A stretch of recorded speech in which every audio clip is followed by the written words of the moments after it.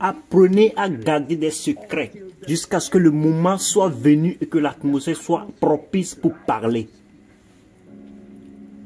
Vous n'avez pas à dire tout ce qui se passe dans votre vie immédiatement.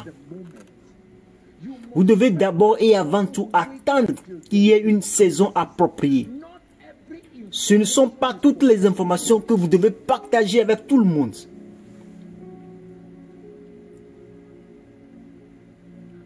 Et je dis ceci surtout pour beaucoup d'entre nous qui ont des liens familiaux très forts. Si vous avez fracturé votre jambe, même votre oncle au village doit être informé que votre jambe a été touchée. Et tout le monde vous appelle pour vous dire désolé. Vous avez les maux de tête. Avant que vous-même vous n'en rendiez compte, vos cousins prolongés sont déjà au courant que vous avez un mal de tête. Ce genre de vie vous mènera dans la misère. Et Marie a gardé ces choses pour elle-même. La Bible dit, mets une garde à ma bouche. Cette bouche m'a causé des ennuis.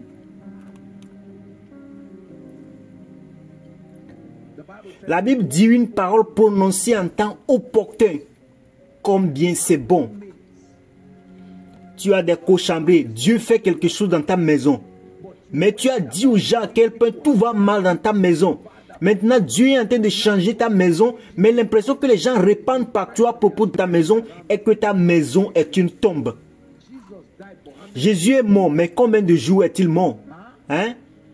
3 jours. Au moment où certaines personnes étaient occupées à répandre les mœurs. Savez-vous que Jésus est mort alors qu'il était déjà ressuscité? Et Jésus les a regardés. Il y a certaines personnes avec qui vous n'étiez pas censé partager votre passé. Parce que vous avez pleuré ce jour-là, vous leur avez tout dit et maintenant, vous avez une petite querelle et ils disent, je vais te déshonorer. Tu me connais, je vais te déshonorer. Oublie tout à propos de Konona. Moi, je vais te déshonorer ici. Konona quoi? Va dire à l'apôtre. Je vais te déshonorer ici. Qui est celui qui a l'habitude de collecter l'argent d'Adamou? Et vous voyez, et vous vous tenez blabla. Vous êtes là. Et vous êtes changé. Vous avez gardé une association et vous avez donné un accès qui détruit votre vie. Est-ce que vous comprenez? Est-ce que vous comprenez ce que je vous dis maintenant? Très important. Dans les temps anciens, lorsqu'ils voulaient qu'un roi révèle son secret, ils trouveront une belle dame et elle séduira le roi et ensuite on le fait boire du vin et il prend tellement du vin et alors il s'endormira avec elle et puis elle lui posera toutes sortes de questions. Ce que Delilah a fait à Samson, parce que Samson savait que cette règle existait. Manoah avait reçu une instruction et elle était venue. C'est-à-dire, quand il avait gardé ce secret, il dominait son règne. Son règne en tant que juge en Israël était à la merci du fait qu'il gardait des relations à distance. Les Philistins l'ont vu, les relations générales. Ils voulaient savoir comment faire pour avoir accès à ce gars. Homme de Dieu, soyez prudents avec les femmes. Laissez-moi vous avertir à nouveau. Homme de Dieu, soyez prudents avec les femmes. Chaque dame que vous voyez, vous avez reçu une parole prophétique. Vous voyez juste son cœur doux et vous dites, j'ai une parole prophétique qui est personnelle à vous. Continuez seulement. Dieu vous voit. Dieu vous regarde. Et le destin regarde. Un jour, tu te réveilleras tout comme Samson et tu découvriras que ta gloire n'est plus. Je ne dis pas que les femmes sont mauvaises. Ne me comprenez pas mal. Je dis juste d'être sage. Alléluia. Soyez sages. Soyez sages. Quelqu'un est venu tranquillement et tu dis, sais-tu ce téléphone est à 250 000? Et il dit, laisse-moi voir. Et tu te permets de lui donner. Et après le soir, tu ne retrouves plus le téléphone. Et tu dis, je soupçonne que cette personne l'a pris. Que tu soupçonnes ou pas, le phone est déjà pris. Savez-vous que mon père m'envoie 100 000 chaque mois? Mon père est un sénateur. Êtes-vous au courant? Et que quelqu'un vient d'entrer dans la chambre maintenant? En fait, mon père veut faire campagne pour ceci, cela, oh vraiment. Et la personne peut être sincère, mais la Bible dit que les oiseaux de l'air l'ont pris déjà. Les atmosphères prophétiques. Est-ce que je suis en train de vous bénir? Est-ce que vous savez que Godwin veut m'épouser? De toute façon, il me regarde là, il m'a même envoyé un message. Venez voir le message. Et l'autre dame dit, hein, tu veux dire que c'est Godwin? D'accord. Et 2 jours après, Godwin n'appelle plus. Une semaine plus tard, Godwin n'appelle plus. Et il appelle et dit, désolé, ce mariage ne tiendra plus.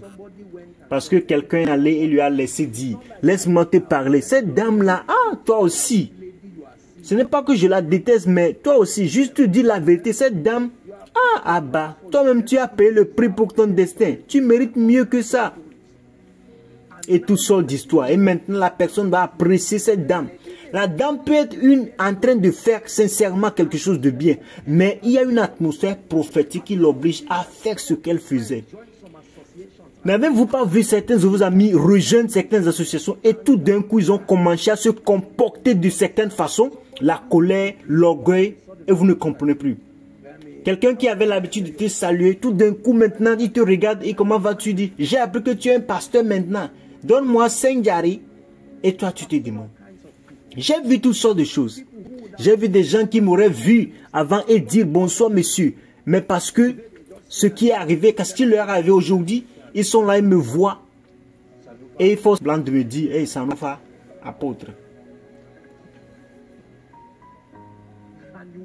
Et vous vous exposez à des atmosphères qui violent la moralité de votre vie.